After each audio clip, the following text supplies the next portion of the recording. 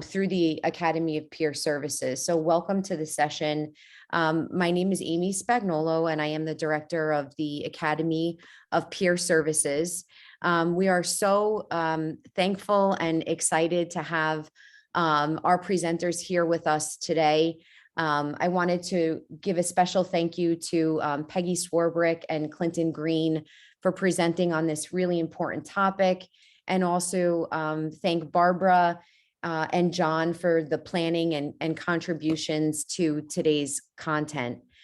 In just a moment, I'm going to turn over the program to one of our most trusted colleagues and biggest supporters to the Academy, Celia Brown, who will talk us through how to access some of the content that you might be interested in, and to give us just a couple of instructions on how we will be participating in today's session.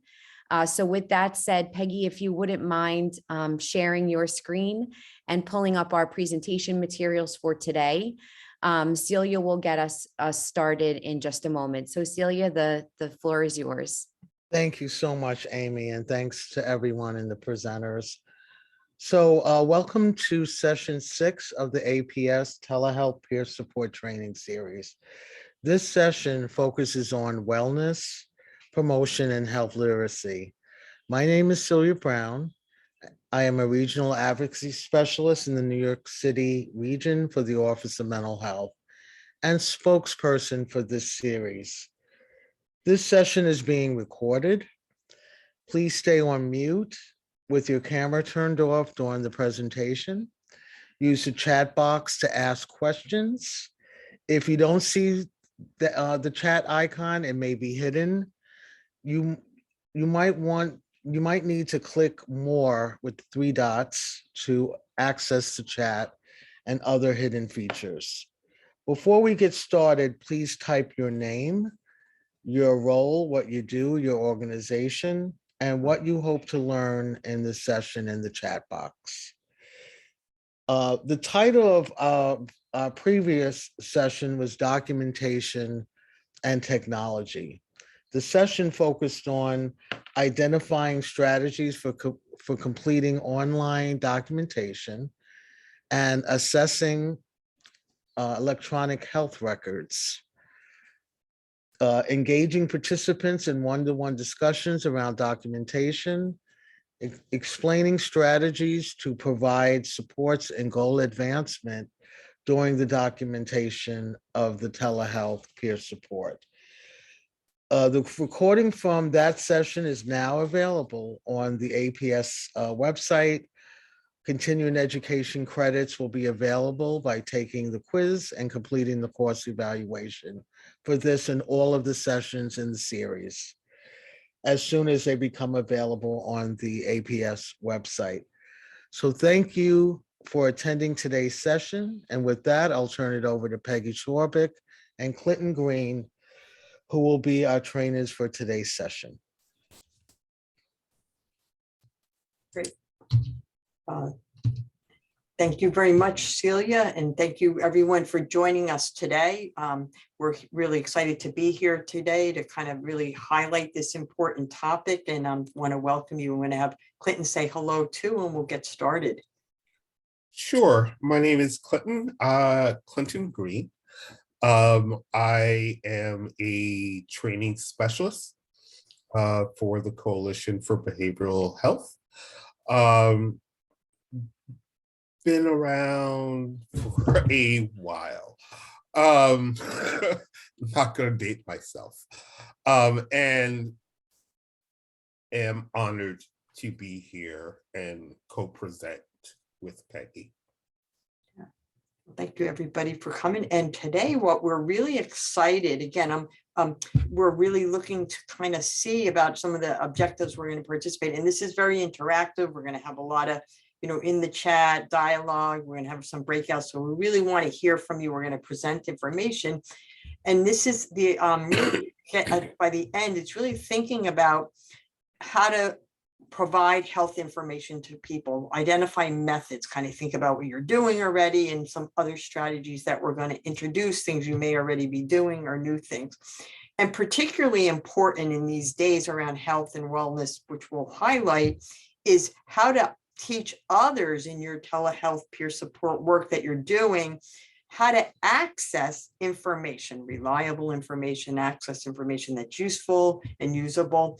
And then just really hopefully by the end as well of identifying the methods, describing how to teach others, thinking about strategies to really teach others. Again, it's empowerment is always important for peer support, teaching others a health promotion skill. So part of this is part of the overall competencies, and the competencies that are related to our goals and our objectives for the session today are the providing health information, teaching others, as well as teaching health promotion skills.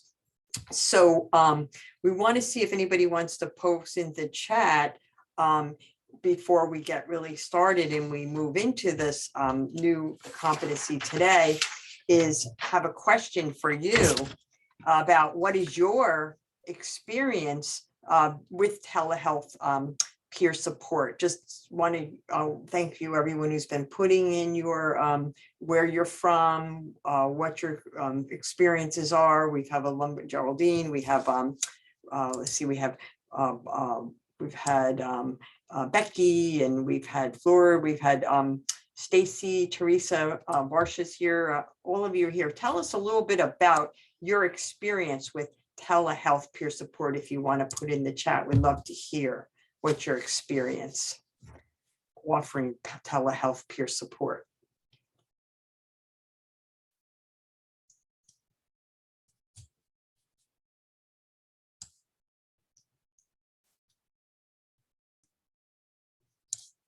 So in addition to what your role is there and okay, great.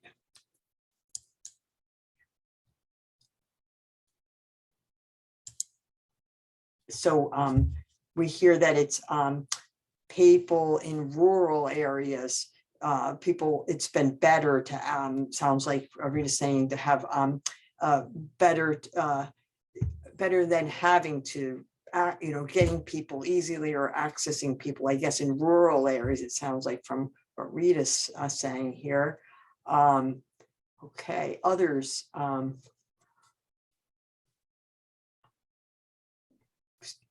Online support groups. Geraldine saying it's a positive experience, having a positive, the experience has been positive. Great.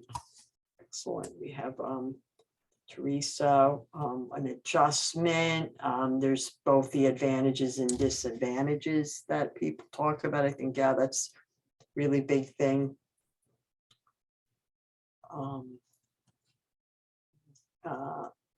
The support group piece component seems strong. Yeah, great. The family, you can see more people, especially in the group piece. But some people, the video thing can be a little bit like perceptually, there's some perceptual, like watching yourself, like I just try to like stone myself out, like, oh my God, and not worry about what your hair or nothing looks like anymore. Like if I'm wearing the same thing, it might look like the same thing, but who cares, right? Yeah. The connection might potentially be impacted for some people, as Flores is saying here, different than there's certain things that you don't get in the live session. Okay, so it sounds like people have had, yeah, the empowerment piece of taking people to get used to it. It's going to be part of one of the potential health promotion skills to think about, of teaching people how to use that, the technology, and also not only knowing how to use it, having the funds and the access to use some of this high-tech stuff, but the comfort and ease of it. Yeah. Any thoughts you have, Clinton, about what you're seeing from the group with their experiences? No, yes, their experiences mirror what I have heard. For some folks, telehealth is amazing, and engages more folks. For other folks, for the reasons that you mentioned, access and resources, it doesn't work as well. Similar things. I think the reach of people potentially has some good areas. And today, as we talk about our topic today about doing this, it's hopefully we'll be giving top tips and techniques and strategies that will kind of address some of these barriers. Perhaps the barriers will still be around, but what we'll do is we'll get started. And the biggest piece, I want to also now a question for you before we tell you what we think or what we have in our information, because it's all learning from each other. We're here to talk about the skills around the health and wellness literacy, health and wellness promotion. How do you define wellness? Love to hear in the chat. What is your definition of wellness? How do you define wellness? So if you want to put in the chat how you define wellness. And Peggy, if you're okay, I can monitor it and you can respond. Is that okay? Sure. Mm-hmm. Not having to think about my health.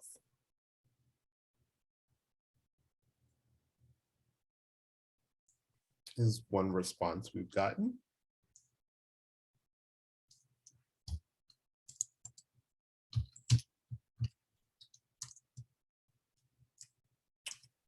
Mind, body, and soul. Overall quality of life that is acceptable for the individual. According, ooh, I like that part, according to culture and society.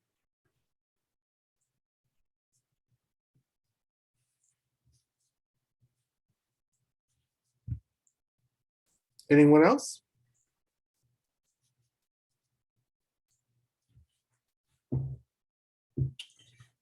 A sense of serenity and peace.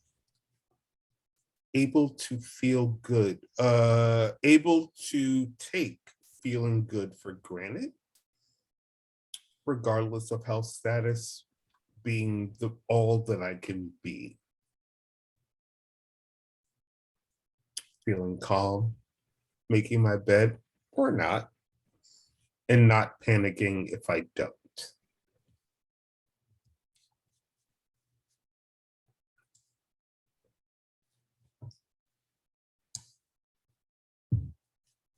So I'm going to go onto the thing and I'll read back and keep putting it in. But again, wellness, I see, I've been talking about wellness for decades and trying to figure it out myself for decades. But what I see again is how I, from a definitional perspective, a general kind of a thing, I've been thinking about wellness being this conscious, deliberate process where I become aware of, so it helps me become aware of and make some choices in my day-to-day, like the mind, body, spirit piece. And the way we have seen it is from 8 dimensions: physical, spiritual, social, emotional, intellectual, occupational, environmental. This wellness wheel is, something we're talking about today in terms of the definitional piece of wellness. And we think about health because there's physical health, there's spiritual health, there's an emotional health. So we're talking about health promotion, but we're using from this lens of wellness. And there could be more dimensions too. Add those other dimensions for yourself. But thinking particularly about these 8 dimensions that we've highlighted here, as well as more you may define, or some of these may not fit, but it's about that lifestyle and thinking about particularly how the health, our physical health, might be affected by our financial health, by our social health, by our occupational health, by the emotional health, how they're all interrelated. So we wanted to use that frame as we go into because typically we're like, take your medication, go to the doctor. Like those are the things that get talked about in health literacy, which are really important. And those are some of the core competencies relate to the healthcare provider context. But as peer supporters, we're talking more than just physical health. And although it's important, financial health might be an area, social health, intellectual. As peer supporters, we work on the whole person. So we really wanted to remind ourselves this wellness lens and this wellness definition. So wellness being that conscious, So when we think about the wellness promotion or the health promotion, we're calling it wellness promotion, and often it's health promotion. We want to help because of our peer support role being so holistic. It's helping people to take that control, that conscious deliberate process where we become aware of and sees what we can do, because we have a lot that we can. And there's a range of strategies. I always think more about the strategies. There's interventions, but there's strategies that can help me in the areas that might be imbalanced or not strong or need a little bit of work. And what really is important when we use the lens, because I always think about this kaleidoscope lens of wellness, is the strength focus and the capacity focus. And I think that's really so important for the peer support in all this will apply to face-to-face as well, but we're talking about the telehealth, particularly health peer support. So it's wellness promotion, just to give you some definitions, because these definitions will really follow along. So I'm here to give the textbook definition sort of, and Clinton is going to help us kind of see how do we put them into the action, and then what are we doing with them. So how does health literacy, health or wellness literacy, we can even call it wellness literacy, but health literacy has been a concept that's around for a long time. And health literacy is this ability, it's our ability to find information, understand information, apply it in these health and wellness contexts, health and wellness information. So can we obtain it? Where do we obtain it from? What's the process we use for that? How do we process it and understand it to make decisions, or how does it use to guide our day-to-day work? And also health literacy pertains to our ability to access and navigate the system. So, we're always having to think about things related to this in the doctor connection or the peer support connection, providing information, personal information about our health with a peer supporter or with a doctor. How do we share that information? Or we get questions. Sometimes we don't know what the heck they're talking about, right? They're asking us questions with jargon.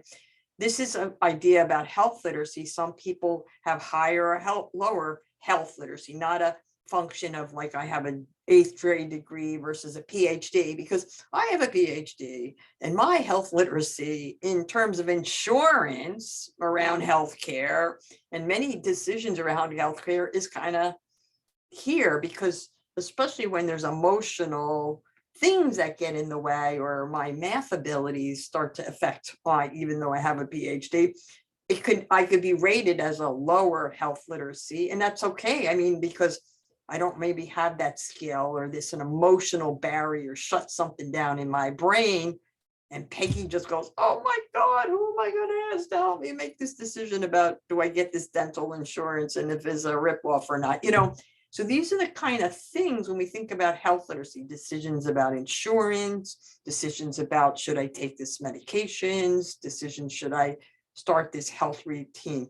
We don't always understand it. It's a very complex, the processing. And this is this concept of health literacy that we are really wanting to share with you today.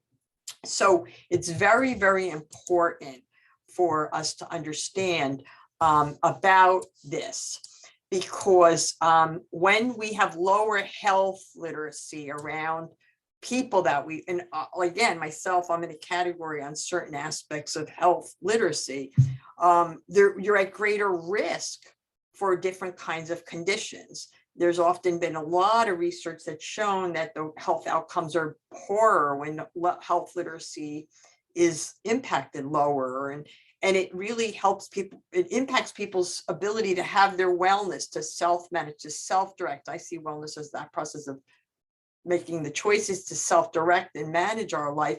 It will impact our wellness physically as well as in the other dimensions. So it's so important for us to think about what is health literacy for ourselves, and then also how we're working with people so we don't overwhelm people with information, but as well as we respect that we can help people access that information and find the way to process it and use it, and perhaps maybe work through some of those emotional or cognitive challenges that come about when we get stressed or we don't feel as confident in our abilities.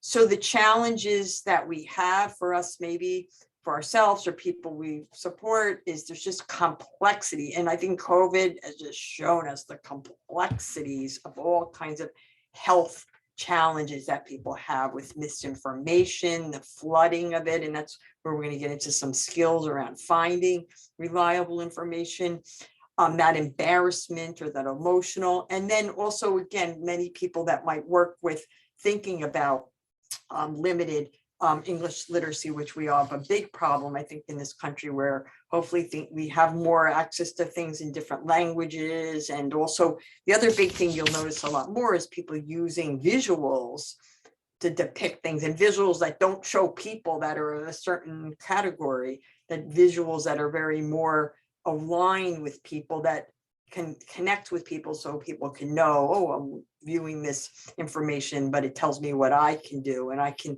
connect and relate with it. So we, it's a really interesting concept. It really affects us in so many different ways, about making those decisions, things related to appointments. And this is not only physical health, mental health, and all these other kinds of things, thinking about the 8 dimensions, the insurance, what kind of meal choices, or if we need to make some kind of health plan changes, our ability to manage stress and find stress reduction tools. Health literacy can affect so many of these things for ourselves, but also for the people you're maybe working with people, as well as here sleep. Like sleep's a huge one, right? And the sleep, finding the best sleep way to help me, and using good health literacy to help the person not just take the pill, but finding the things and also finding the ways that people can learn this for themselves. So that's our just starting point. I wanted to go over the first competency around, understanding and defining the health, wellness, defining wellness promotion, and defining health management, health literacy. And now Clinton's going to say anything before about what I've said, and then also move us into the next phase. No, just reinforcing the importance of looking at the 8 dimensions of wellness, and how they're all interrelated, right? And health literacy can be impacted by all of them, again, because they're all interrelated. Thank you, Peggy.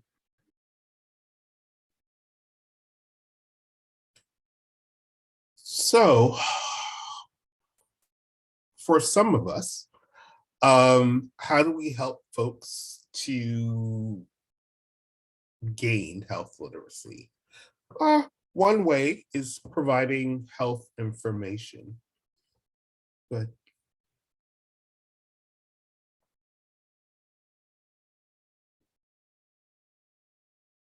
So, as Peggy alluded to earlier, and we have heard it in our society for a long time, how do we identify reputable sources, right? I'm a firm believer in my professional and personal life. It's like, look at your source. Like, where's this information coming from? So who's the sponsor of this? Occasionally, there are some studies that come out from some folks who have very targeted, is the word I'm going to use, intentions. Who is it targeted towards? Look at the citations. I typically don't click on ads, especially on in these are online, because again, it has a very specific target. So it might not have all of the information. And then utility. Is it useful? Is it universal? Is it just directed towards one specific audience? things to look at as you're looking at sources of information. Again, who's providing it? What's their reason? Who's it targeted towards? And the other pieces. We can go forward, Peggy. So how do we help support folks? So how do we evaluate folks' health literacy? Estimate the health literacy of the person that you're supporting. Computer access has a component. Retention is related. Education level might be related. What's also related is memory, attention, and/or concentration challenges. What is not listed here, and I don't think it's in the next one either, is culture. It's not listed here. We forgot that one, Becky. So computer access, yes. To help folks develop, or at least be able to research, according to our last slide, the efficacy of some of the things they're prescribed. Education level can play a part, but as Peggy alluded to earlier, it's not the end all be all, right? Someone can have a PhD and still have some challenges around their health literacy. Memory, attention, concentration, yes. My wife reminds me every day, she's like, did you take your high blood pressure medicine? Because my memory isn't great, or I'm busy doing other things. And she'll send me a text, right? Because my memory isn't great. And depending on what folks are going through, mental health challenges, financial challenges, substance misuse challenges, environmental challenges, right? That can have an impact on memory, attention, and concentration. Anything you want to add to this, Peggy? Yeah, no, I want to see if anybody in the group would like to share. Have you seen these as barriers of the people that you work, support, these or anything else? So we'd like to open it up as a, we can open up for a volunteer to speak, or write in the chat if which ones you're seeing. You can write in the chat, but we'd also can open up for a volunteer to share which of these are things you see as barriers. Does anybody want to share? Let's see if you want to raise your hand or unmute yourself, or write that in the chat. Barbara says here, here, I think Barbara talked about there's fear, other strong emotion. It's easy to get caught in what might not be what might be unreliable. Some people may not even, hold on, think it's their responsibility to be their health literate, just their job to listen. Okay.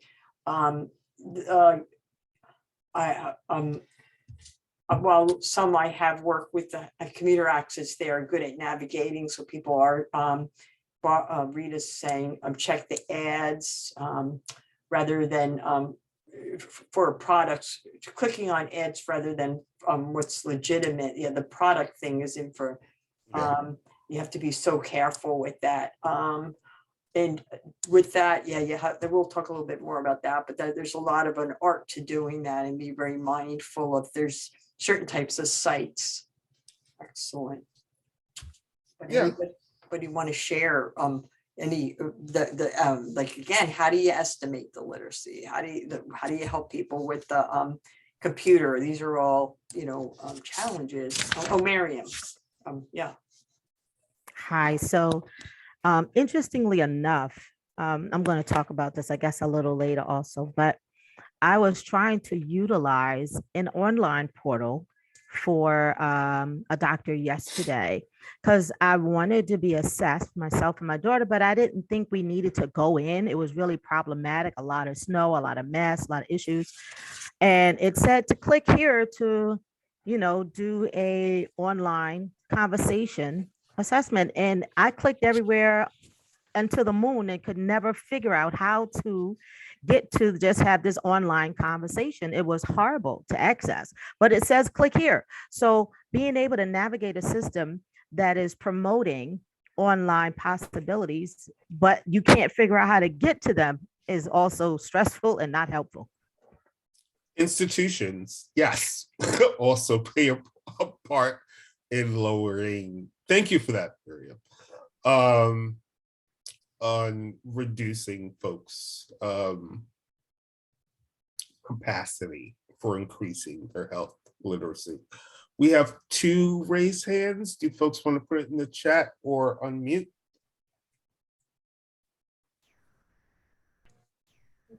Monica, you want to unmute or chat? Can you hear me? Mm-hmm. Okay. I live in a very rural community in New York, and one of the biggest problems we're running into, technology is not always available in our area. Mm-hmm. A lot of folks don't have access to technology. We're talking about maybe cell phones, but they're the prepaid plans that may not last very long. They may not be able to, have internet access for their apartments, or they may not have whatever the resources are to acquire that information. And usually I'll work with my folks, and I have out of the approximately 20 clients on my caseload, it's, a lot of them have medical issues. Mm-hmm. And we work together to research that information out. We'll go to a library, we'll go wherever it is that we can get that information. And then, of course, above all else, we must know what the doctor said first before, I'm not going to let them just start second guessing what's wrong with them. Let's find out what the truth is. Let's find out what the doctor says. Mm-hmm. And then we can do more research about what's going on, because a lot of people are very, very afraid of what the physician might say to them, especially with so many different medical issues going on. And I work with I consider an older generation. I'm 57, and a lot of the folks I work with are in my age group. And I see a lot of things going on that I respect, because I'm kind of in their shoes a little bit.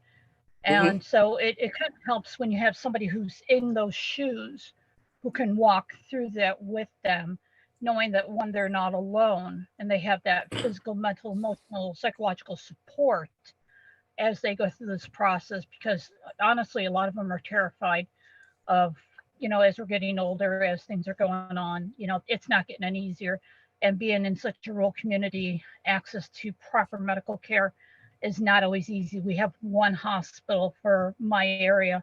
The next hospital is a good half an hour or better away from us. So we're very limited to mental health psychologists, psychiatrists, physicians. I could go on and on and on with things that make it difficult for our individuals to get the proper help and support we need. Even peers. I am the only peer for my area in Hornell. The nearest peer to me would be at least a minimum of 30 minutes away from me, and my main office is a good hour, almost an hour and a half from where I'm located. So I apologize for dumping on you guys, but that's really the way it is for us. And hopefully you'll understand from our perspective, this is the way it goes, and we do our best, or at least I'm trying to do my best to assist my folks in finding the path through this process. And it's not easy. So the more information we as a group can come together and find, the better off you're really helping me help them walk through this, and even helping me a little bit in my journey as well. So with that, I'm going to stop blabbing and turn it back over to you guys. Thank you. Thank you for that, Monica. I think we're going to discuss barriers in a minute. What we are also going to try to do is offer some skills that are universal. Yes, acknowledging that there are multiple challenges. Someone else had their hand up, and I'm going to pause. I think it was, I think we've covered the two hands up. Okay, But yeah, I think both of them have shared now. okay. Anybody else wants, no one else in the chat, but to keep putting in, learning from each other is how it's so wonderful. It is because I don't live in an ivory tower. I've worked on the front lines before. I understand to some point. I've never had to work direct service in a pandemic, which is different.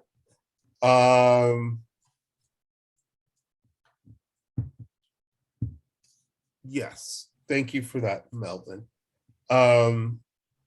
It's part of the education process. So to Monica's point, what we can do, one is create to the best of our ability. Depending on your role, there's only so much you can do, but in your direct practice, create a shame-free atmosphere. I worked with a young, well, she wasn't a young lady, who had diabetes and high blood pressure, who ate a very large bag of potato chips and a very salty sandwich every day. We had discussions around the aspects of high blood pressure and what it could do. But we did it in a not shameful way, using everyday language. As someone mentioned, like going to the doctor might be fearful because they may use a lot of terminology that most folks don't. How can we express it in a way that folks actually understand? What Peggy said earlier, simplify and update handouts, not just the language, but representation. Most importantly, be able to sit back and listen to what folks' concerns are. And part of doing that is going slow. Like, help me understand what you understand. Being specific about your own recommendations to the individual. Be specific about what they believe the physicians have said. Also the teach back, which is, this is what I've learned. This is what my experience is or has been. Does any of this resonate with you? Like I told you before about my high blood pressure medicine. I don't take it every day. I just don't. I forget. And that's why my wife calls or texts to remind me. Or, thank you for that, Rita.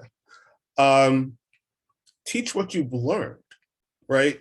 Part of being a peer, even with telehealth, and I understand that telehealth presents some challenges, but I still believe the skills that we're talking about on this slide and some of the things on this slide,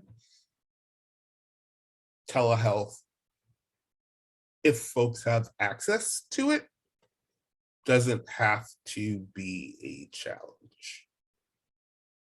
Access is a different challenge, and I believe one of the previous presentations spoke about that. Chunk information. You don't want to flood folks with information because that could be more overwhelming. I know when I go to the doctor, at some point I'm like, I check out. Like you're telling me too much. And you're using jargon. So none of this. I'll take that prescription and I'll leave now. Thank you, ma'am. But be able to chunk information in ways that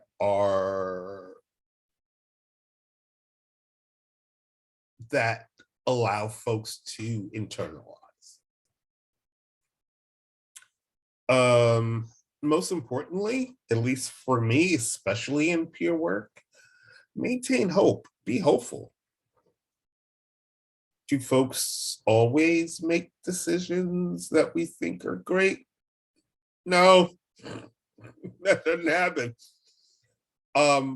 But in times when folks may not feel hopeful, for us to hold the hope for them until they're ready to pick it up. And then sometimes just to summarize what we talked about and what our plans are going forward. Melvin, let's see what you said.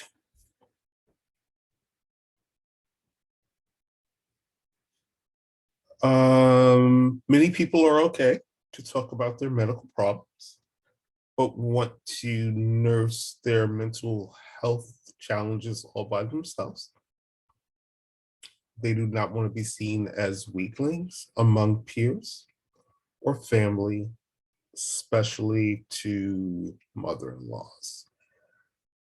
Those are a whole bunch of dynamics you're mentioning there, Melvin. So what I'm gonna say to that particular point is it also,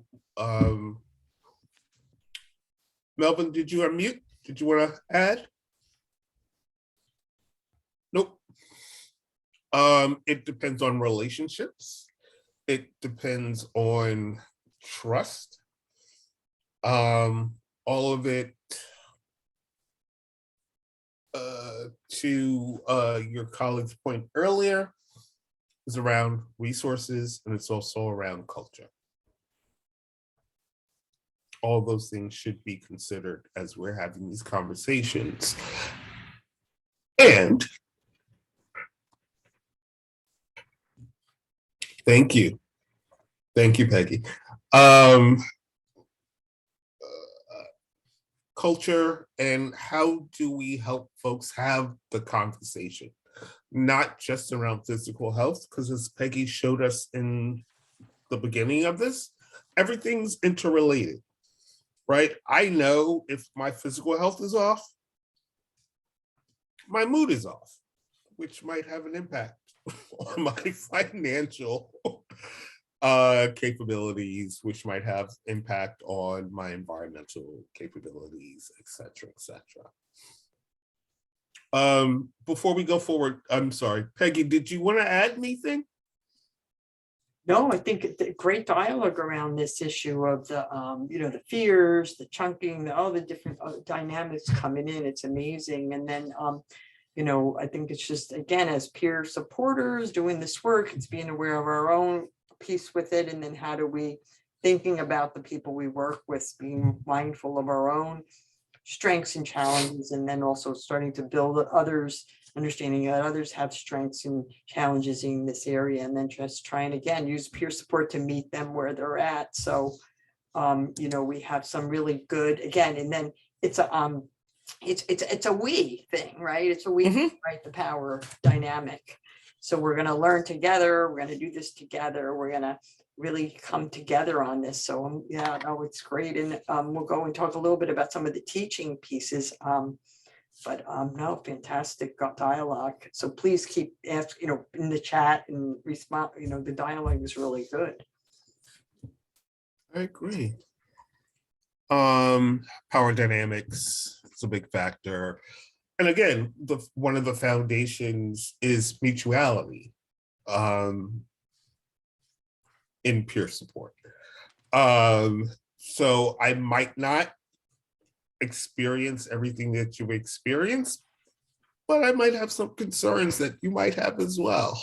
And let's talk about that, right? Reducing that power dynamic and assisting folks.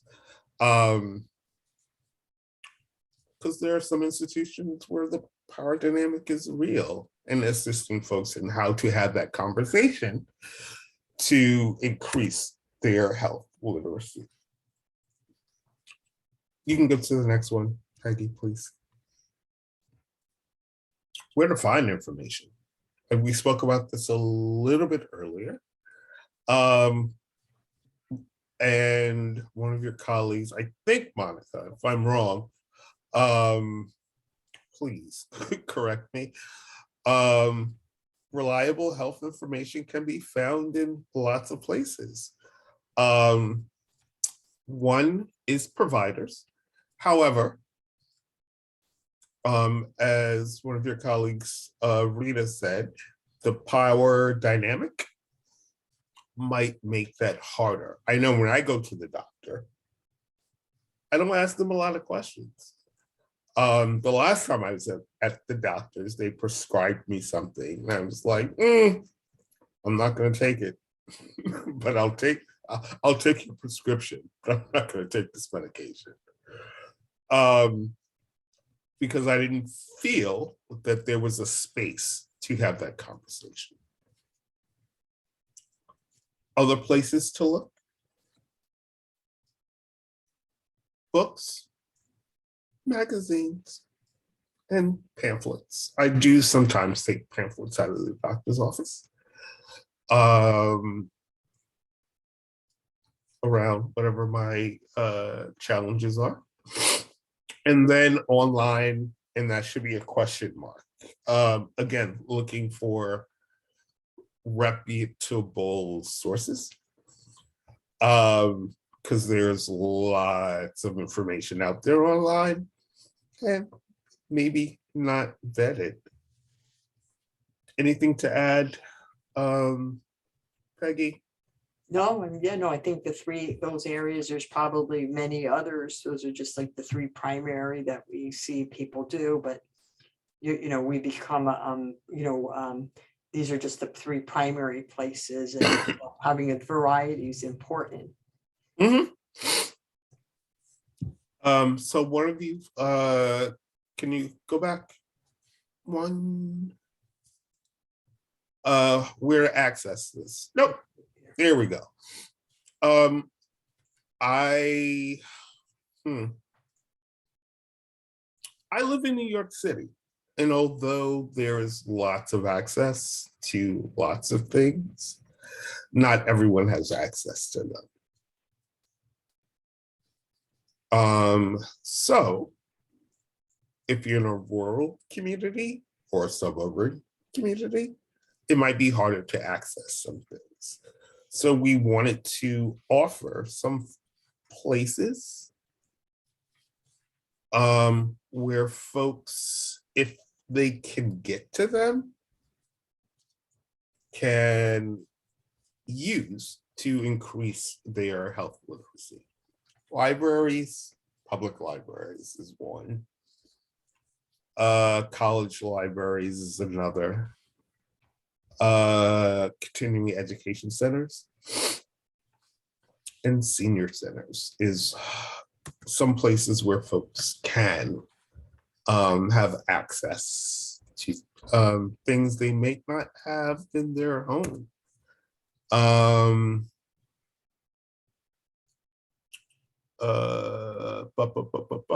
Let's see what we have here.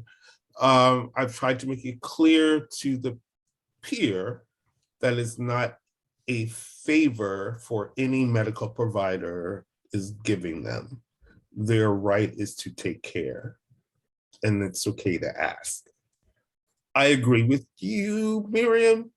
Sometimes based on the power dynamic, folks may not feel comfortable doing that. But yes, it is their right. And we need to continue to reinforce that as part of the ongoing conversation.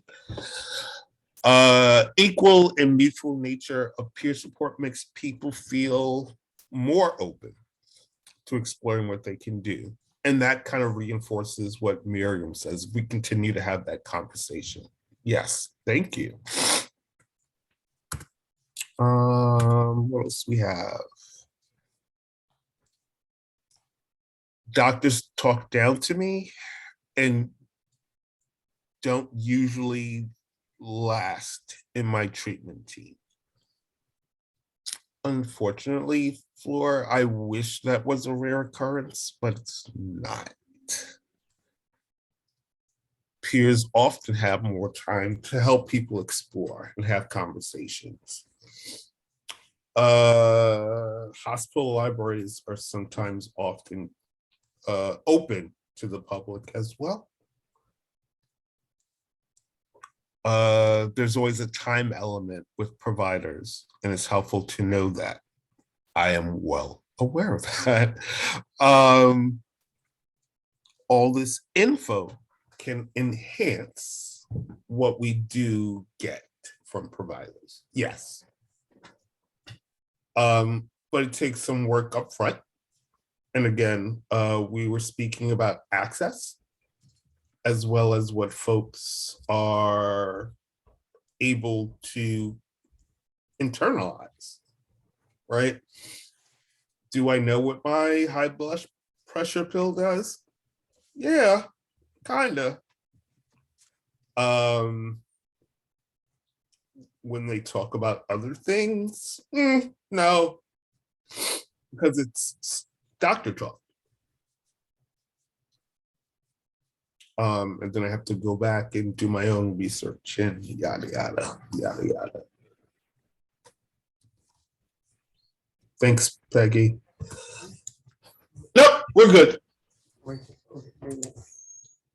Yep, It's we're halfway.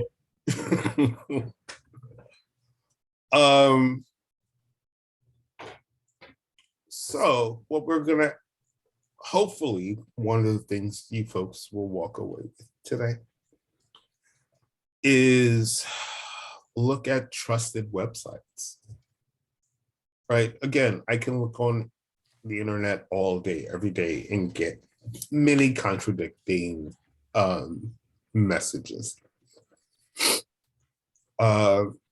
Use websites that are trusted and vetted. The same thing with publications. And then ask trusted. See how trusted is listed all through here? Talk to trusted health providers. The clinic down the block for me, I can go there and get my medication. I don't trust them. Will they fill my prescription? Probably. But that's not someone I'm going to have a conversation with in order to increase my health literacy. Or someone who, there was a period where I had COVID, couldn't leave the house, had to do it online, got my prescription refilled.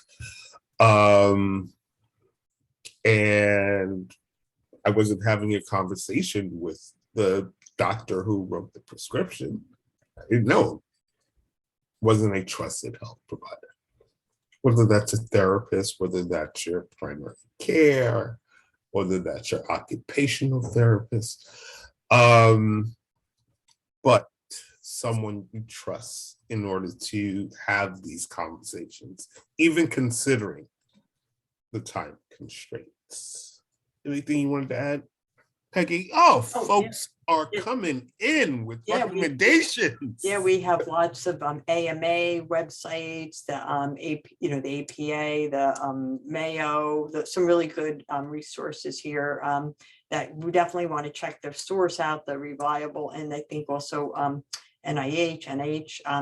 Melvin also talked about the difficulties in, but in New Zealand, you're blessed enough, people have, have better access, it sounds like. But yeah, great resources and people sharing. This is fantastic to hear some of this. And then, being able to, again, be able to interpret some of this stuff sometimes, is an thing too, is being able to understand that reliable, but then interpreting becomes that other challenge. But we might want to move to the next so we can get to our group breakout group. I think, yeah, this is great, this dialogue, because we can also be sharing some of this in the small group when we get in there. I agree 100%. So one tool that can be used for helping folks increase their health literacy is the process of shared decision making. Although this might look like a lot, it's probably what folks are already doing, right? Talking with folks about their goal, helping them obtain information around whatever their concern is, whether that's medical, substance misuse, emotional, etc. Allowing them to choose services. Work with them in developing a plan, checking in with them regularly. That's the ongoing assessment piece. Also part of the ongoing assessment piece is reviewing decisions, right? Folks have and should make their own decisions. You decided B. How did that work out for you? And then it says cultivating responsibility, but what I would how I would like to reframe that is that you did B didn't work out so well. What would we like to do next? So yes, it is cultivating responsibility as well as the not shaming folks for the decisions that they make. Anything to add to these, Peggy, before we go to the breakout groups? Oh, well, we have one more section and then we'll go to the breakout group. We have that's why I'll move through. No, this is great because it fits right next to with what I'll talk to next about. I'm just going to talk about a couple simple strategies and then we're going to the breakout. And we have more in the chat, great resources. Keep sharing them. Those are really wonderful. So the teaching skills. So again, the teaching of the skills, going back to our definition of health promotion, defining it as, it's enhancing people's capacity to increase control over the health and wellness in the 8 dimensions. And again, it's the range of strategies and interventions we said, to help people. So it's finding it, evaluating, and then using it and applying it, which again, this is really just a couple quick things we wanted to highlight around strategies that you can use is the teach back method. So it's like explaining, assessing, and checking for understanding, doing it in, again, a non-shame way, shaming way, but really show after the person, teach me what you learned, what you're going to do, or show me what you're going to do. Like there's ways to use this teach back, which is really important to really see that the person really understands and not to do it in an interrogative way, but do it in a way that the person's going to teach you. So really using the teach back, and there's a wonderful resources in the material and the handouts that we given you that can show you how to use these strategies.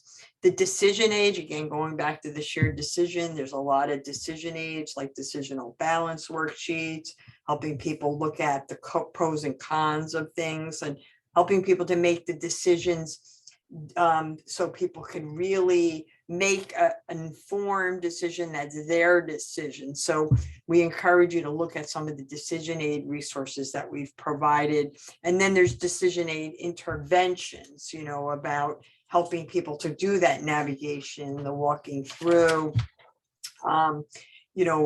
tools that are out there that we definitely want you to kind of go and think about looking at as resources that are just wonderful array of resources out there. Again, it's geared a lot towards more the physical health stuff, but we've applied it within that wellness dimensions.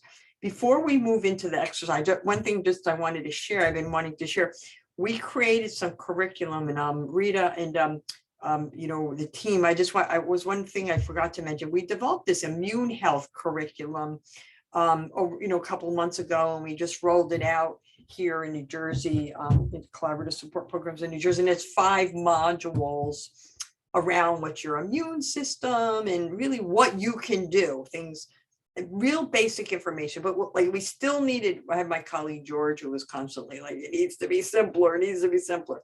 So we try to simplify it as much as we can, but it's a peer delivered model. It's free. You can access it. We'll get you the resource. And it breaks down your immune system and then just things you can do. And it was, again, it talked to me about the health literacy. We, you know, with the folks there, they want to do 5 modules and you're going to run these groups and they're an hour long. And I was like, let me just see how this flies. So I gave it to about 8 people and said, take this and see how it works. And each of them put it into the self wellness centers, the supportive housing, the respite, unpacked it. It's just been so wonderful. I've been working with this group to see how they're using it. And then one module you'll read that, you know, they wanted you to do in an hour. It's taking 3 and 4 and 6 meetings of the group meeting about the module because they're using health literacy skills. They're breaking it down. They're helping people processing. They're giving peer support. They're doing it both virtual and in person. But it just reminded me of this, applying the peer support, health literacy, wellness promotion skills with that curriculum. So it's always like, you always get these curriculums, do it in an hour or do it in 15 minutes.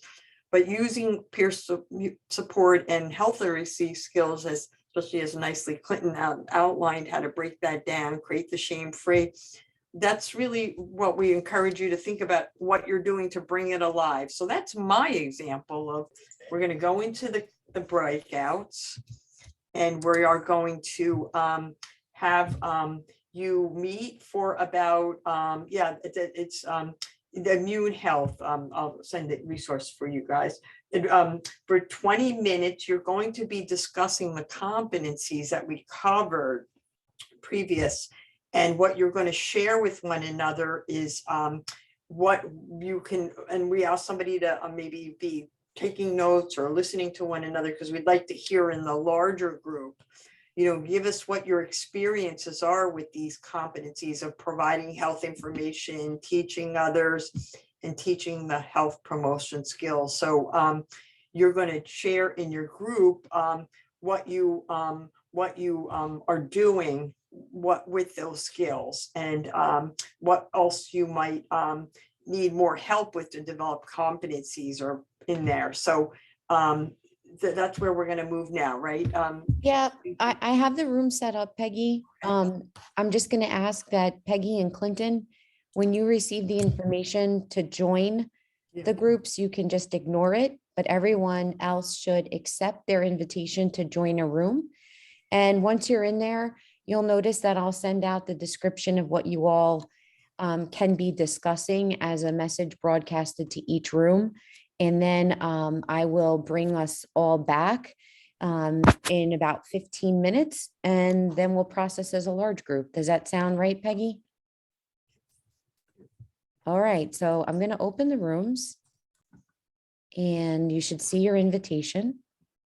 You could go ahead and just accept, and you'll end up where you're supposed to be.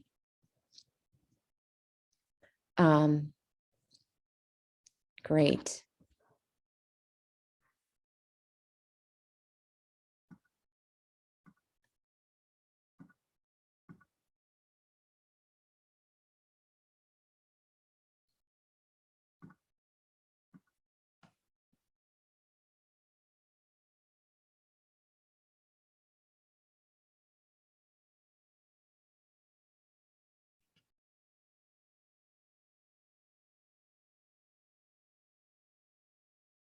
Hi, Athena. Hi, Varsha. I went to a room with Rita. Hello. Hello. All I right, was let in me- room 4 and one of the ladies is brushing her hair. Okay, let me just see, make sure that people are in rooms. Rita, Melvin, okay. Let's make sure everyone goes where they're supposed to go. Okay. Looks like folks are in their rooms. And everybody has a facilitator. You don't have to put me in a room if you don't want to. I didn't. I don't need to. So what happened when you got to your room? Me? Yeah. It was just me and Rita looking at each other. Oh, I said, why are we in a room together? She said, I don't know. Do you want to leave or do you want me to? I said, I will. Bye. Oh, there's two other folks that were in there with you. They just probably didn't go in at the right second while you were in there, but they're in there now. Okay. But Amy, I was automatically moved to room 4. There was Yes. an option. Yeah, I know. Okay. Yeah, it was set up that way so that people were just randomly assigned to a room based on how many rooms I created. So Athena and Rita wound up together. And then you went into a room with 3 others. Yes. Yeah. This lady Monica or something. Mm-hmm.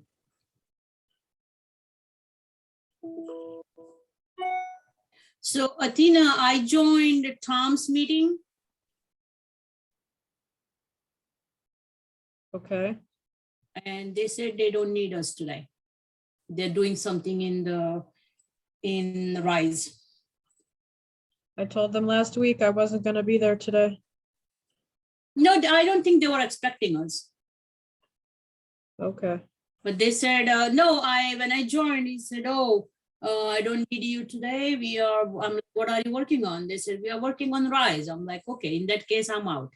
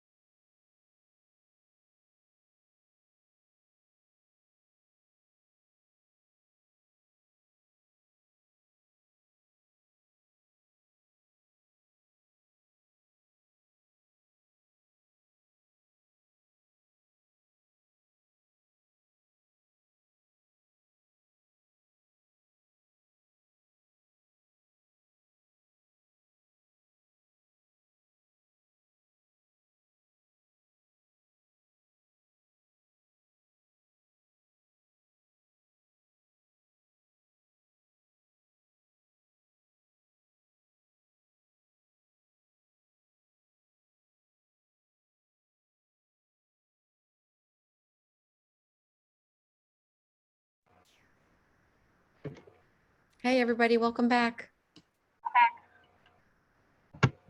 I never know if we get kicked out, Peggy, or if we have the option to leave. So I just wait till the last second. But I'm glad to see people are coming back. That was only 15 minutes. Yeah, I know. Odd. We're in Zoom Zoom drama today, I think. So maybe people are wrapping up and they'll be back. Ah, Well, what I haven't seen, I just saw this time, it says close the chat or remain in the chat. It offered you to stay Oh. a few minutes longer, right? Yeah, I they're didn't see gonna, that before. right. It's gonna close automatically in 6 seconds. So people won't probably be able to stay. So There they go. here we go. Okay, Peggy. So I'm gonna turn off and it's Okay, so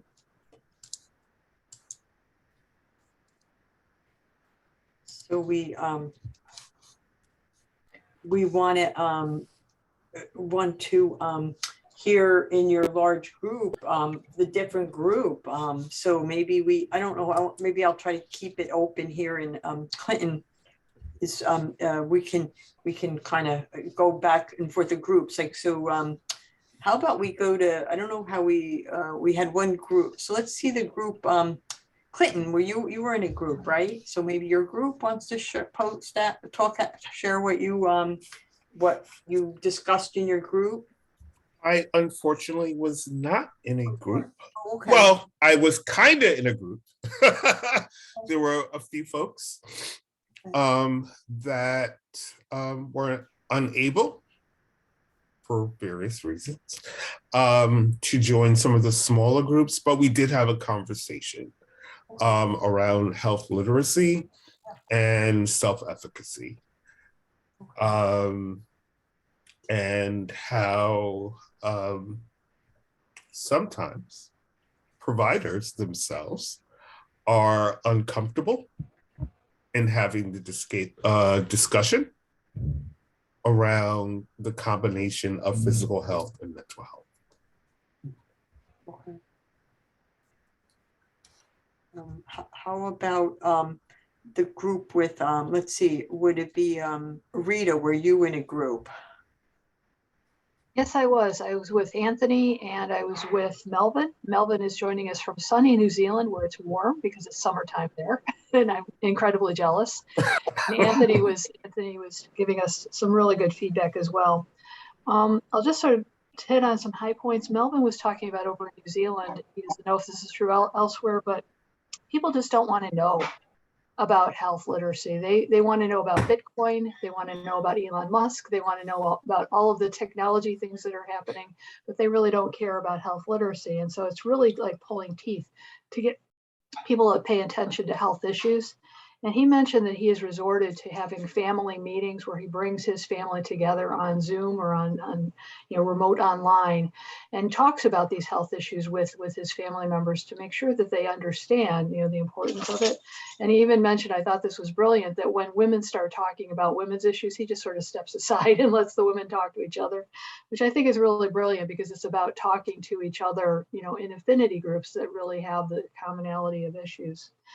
He also made a really interesting analogy. He said, with some people, health, it's sort of like looking at the stock market ticker where it goes up and down, and the volatility of the stock market right now really represents the same thing that is happening with a lot of people's mental health, especially given all of the political situations that are happening now.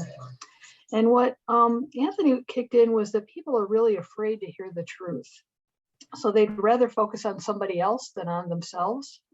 And so it's really it's trying to get people to refocus on themselves instead of always looking at other people. But these kinds of conversations like we're having here in this group can really help people to not be afraid and to start looking at the things that they need to do. And then we open the can of worms, and I'm just going to open the can of worms for you without even going into where we went with it, but the vaccine conversation. As a peer supporter, where do you go with the vaccine conversation? So that was a lot of what we talked about. Melvin, did you have anything to add? Nope, you're on mute. You're on mute, Melvin.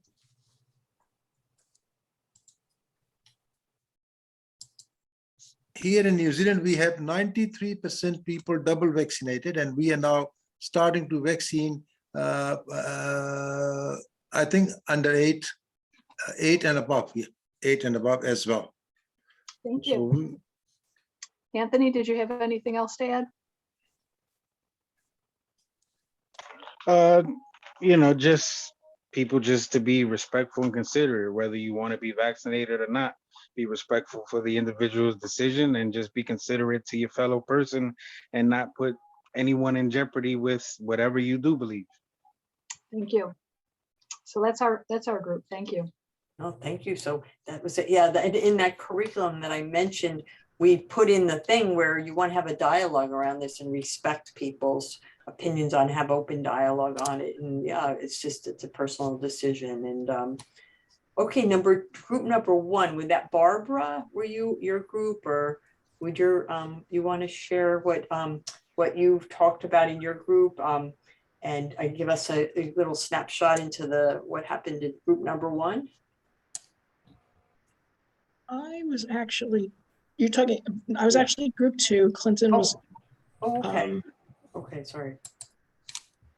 Oh, you're two. Sorry, two. I can add one thing though while you're negotiating groups. Your group, whatever your group was, with Gail, and who else? Yeah, Gail was a little quiet. I'm not sure. Maybe she'll contribute now. Miriam was there, and Tamika came in a little bit late, but did do a little bit towards the latter part. But one thing that I think seemed really relevant to me was something that occurred to me about halfway through this presentation, and I thought it'd be a good thing to add maybe, is that I heard a quote recently, and this was a doctor saying this, and talking about that healthcare is not what you do when you spend your 5-10 minutes with the doctor. It's what you do in the next days, weeks, months before you see the doctor again.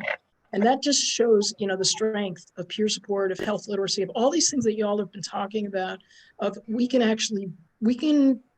talk, I was gonna say complain, but we can discuss all the different challenges we have with regard to health information. But what we can do really in the time is use peer support, really delve into things in that time outside the appointment, and then make the best, you can make good choices about your doctor. Miriam was saying that doctors are not going to last real long if they're not listening to her and they're not, being as receptive. But we just have so much power that I don't know that we know that we have.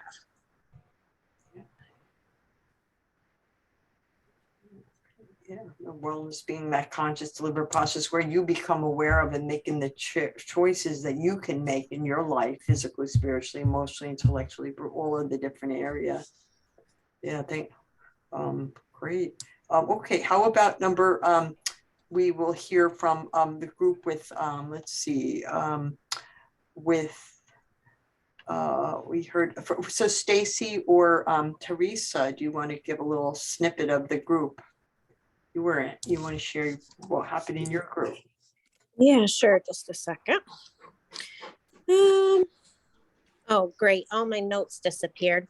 Okay. So we did talk about the impacts of, nope, I'm drawing a blank. Okay. Okay, so we discussed resources and just making sure that people have the resources that are available to them, so that they can make sound decisions about the treatment and care that they receive. That it's, not up for us to decide either way, but just making sure that people have the knowledge of, the accurate knowledge available for them. And then also the impacts communication is having on schools, the schools between the parents and, whether school is closing and directing their lessons and, the kids kind of falling through the cracks of not being in school because COVID is so intense at any given minute, but then not being able to get the virtual instruction that they need, as you know, as well as the support the parents need to be successful. Thank you, Stacy. How, Teresa, did you want to add anything? Good afternoon, everyone. We also mentioned how it's valuable to also have a support system for us, either an online support or perhaps, like I also had mentioned, a morning huddle or team meeting, just to do a check-in and, see if anything is working, not working, and how we're doing. And that was also mentioned and was very beneficial. We also brought up with COVID, the access to resources that were readily available to everyone now may be limited to only vaccinated people, and that there has been some frustration as well. So offering support groups and maybe informational groups that give them up-to-date information that is accurate, and also notification for, like she said, schooling, COVID, whether it comes from the office of the mayor, email links, Department of Health, just so that we also have some up-to-date information as well. I said, fortunately for me, I work in New York City for the courts, so we do get direct emails from the office of the mayor and Department of Health directly anyway, and it is definitely beneficial. And also was mentioned, I have been utilizing an agency called Unite Us, Unite NYC, which is, and the link is listed in the chat, useful for online referrals for various different services that may be needed for clients or participants. And that has been very useful as well. They really watch the referral, they check in with the referring source, the place that it's been referred to make sure that it's actually followed through on. So it is a useful resource as well during this virtual age.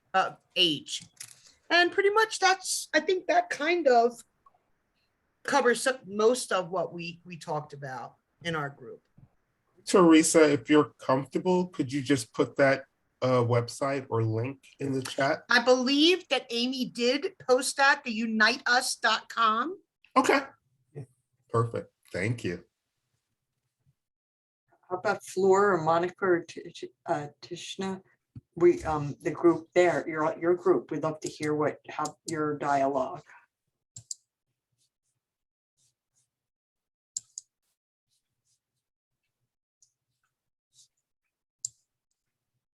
Hello? Hello, yep, go ahead. Okay. Yeah, a lot of what Flora and I and Tishna discussed was a lot of the resources that, either we do or do not have access to. And because where Flora is currently residing, she's kind of in between two major cities. She too has limited access to a lot of information, a lot of resources like I am. And we were able to read, she actually posted some actually wonderful information about websites, phone numbers, contact people, places to go, especially for my area, which is a big help. And that was a big asset to be able to, network between us about, what is available and where can we go and who can we talk to. And then taking that information and utilizing it for the people that we come into contact with at, the appropriate dates and times.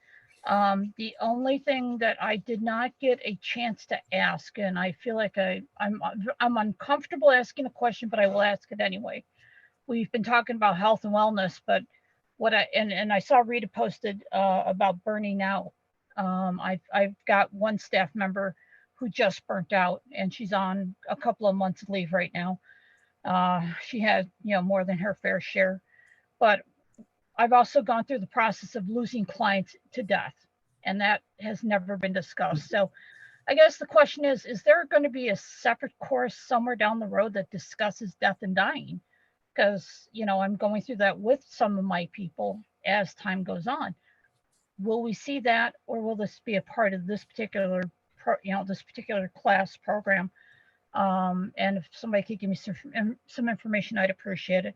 But I think this was an awesome experience. I am grateful for everybody in my group, and for all of you for giving me some direction. I don't feel half as alone as I did, when I started this, being one of the only peers in my area and having brand new supervision who don't know where to reach out for information. And you guys are really benefiting me in the process. So helping me, helping them is what I'm extremely grateful for. So thank you all for being in this class and walking me through this. So I'm grateful. Thanks. Peggy, can I just share a resource with Monica? Please.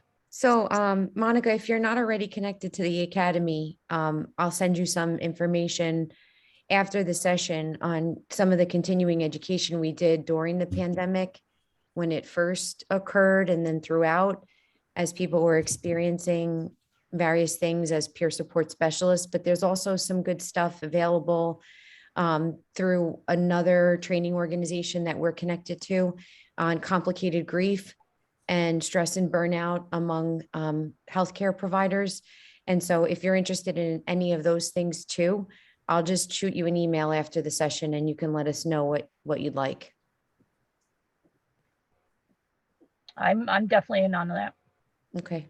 Yeah, so you really bring the point up of health literacy around our own self-care, our own aspects of our own wellness. So really hits that point, I think, really strongly, again, as Bart mentioned here. And then, that self-care around the losses and the loss and the death that has been like on, nothing before, people have experienced this probably in their lifetime, but nothing like this in the last 2 years. So really good points, and any other resources anybody has.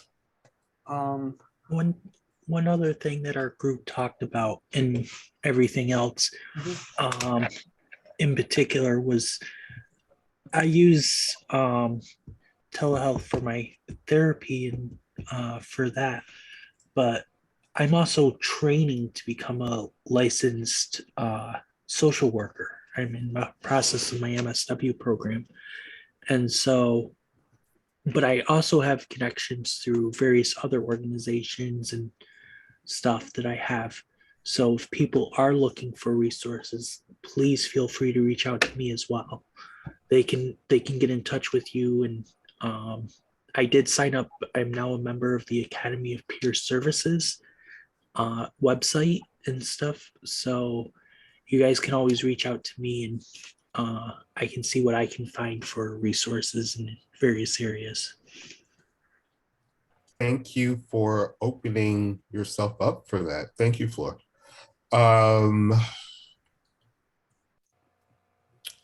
So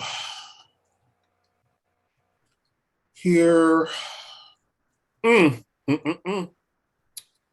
before I do my thing, what is the one thing that folks have taken away from today, our session today? You can put it in the chat.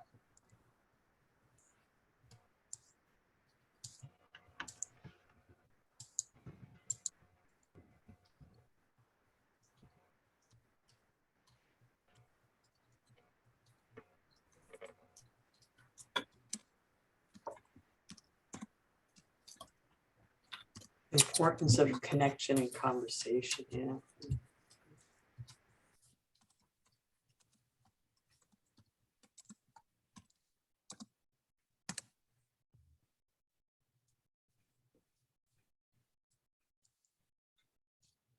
Small groups and staying in the loop and connected, being present no matter how you connect. Mental health can look, ooh, it's coming in quick. Hold on. Can look like stock markets because it goes up and down.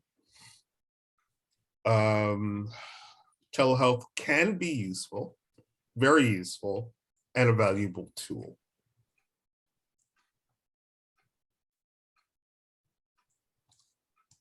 Okay.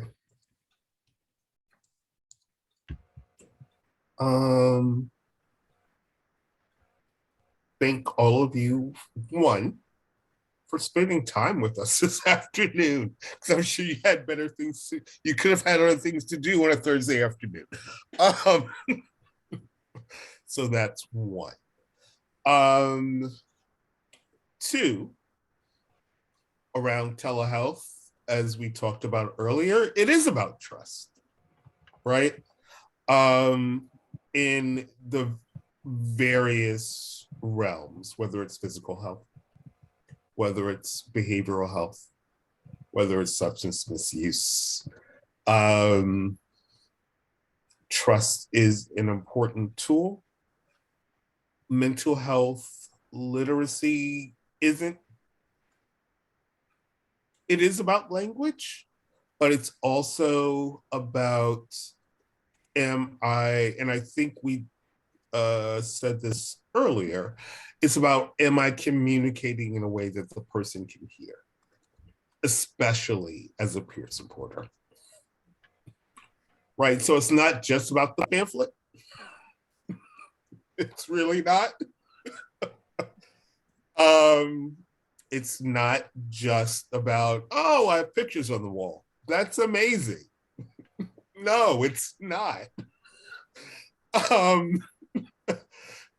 It is about, and I think a lot of you said this earlier, creating an environment where conversations can happen, where folks feel safe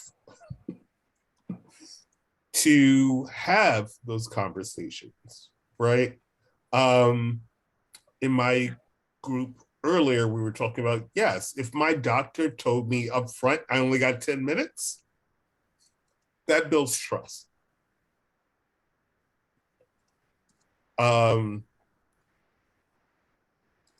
Health literacy is also about helping folks to make, and this again, foundation of peer support, making informed decisions, right? Can I support you in getting the information that you need in order to make the best decision for yourself? Folks mentioned vaccine, personal decision, right? But can we have the conversation in a safe way?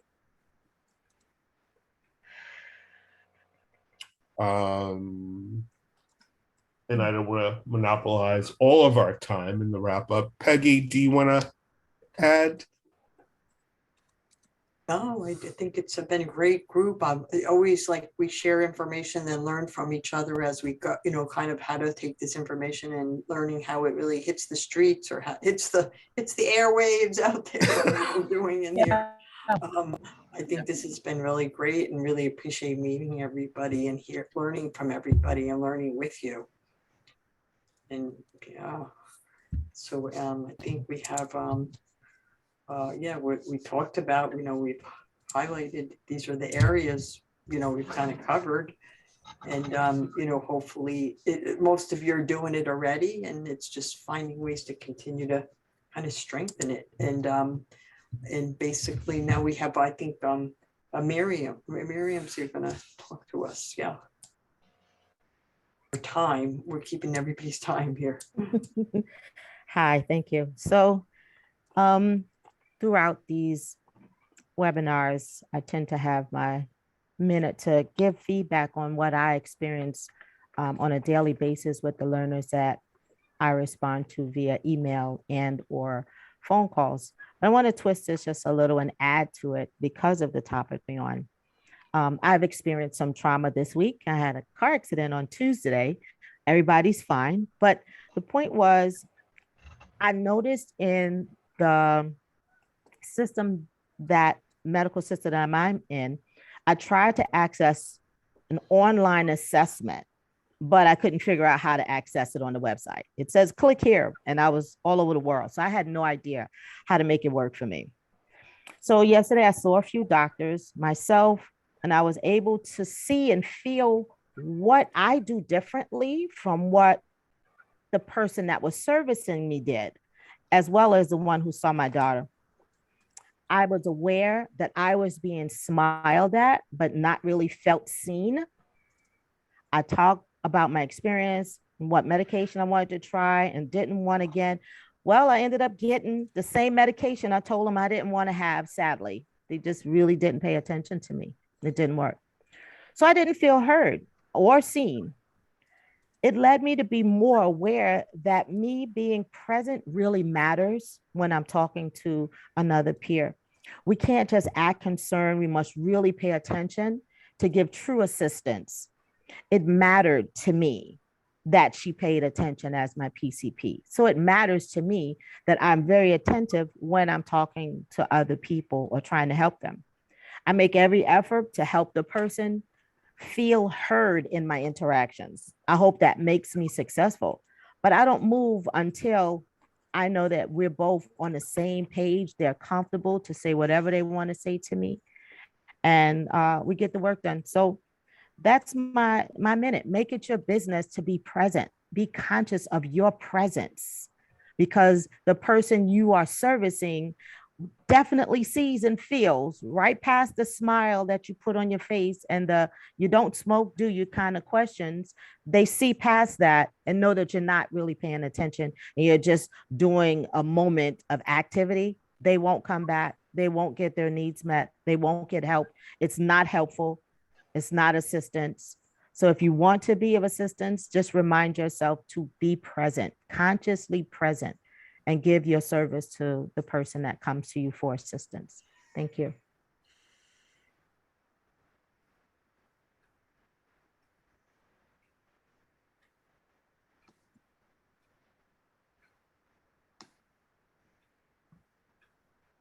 That's great. Thank you so much, Mariam. Special thanks to Peggy and Clinton for the amazing information that you shared with us today. We think of this series as a springboard to learning more and sharing more. We have some activities scheduled for the remainder of the year that we'll be sending out through the virtual learning community.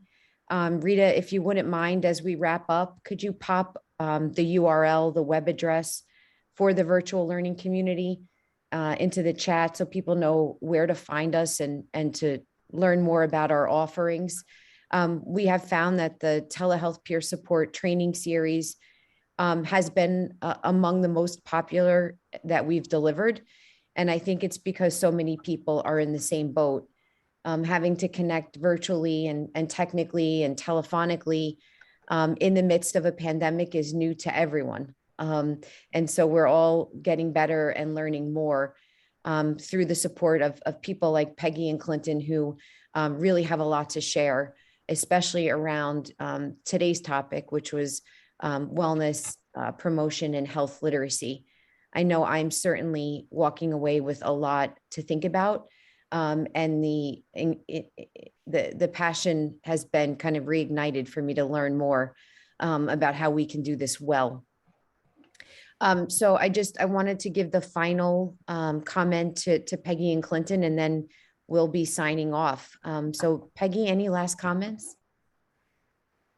Well, thank you very much to learning with every time this is such a great topic, a lot of information, and it's who shows up what makes it really good. So Yeah. thank you everybody for being here with us today and making this a really good 2 hours to be together. That's great.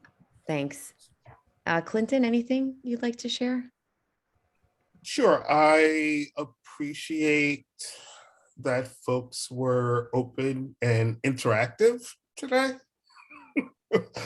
If it was just 2 hours, and I love Peggy. If it was just 2 hours, just me and Peggy talking, nobody would have had a good time. And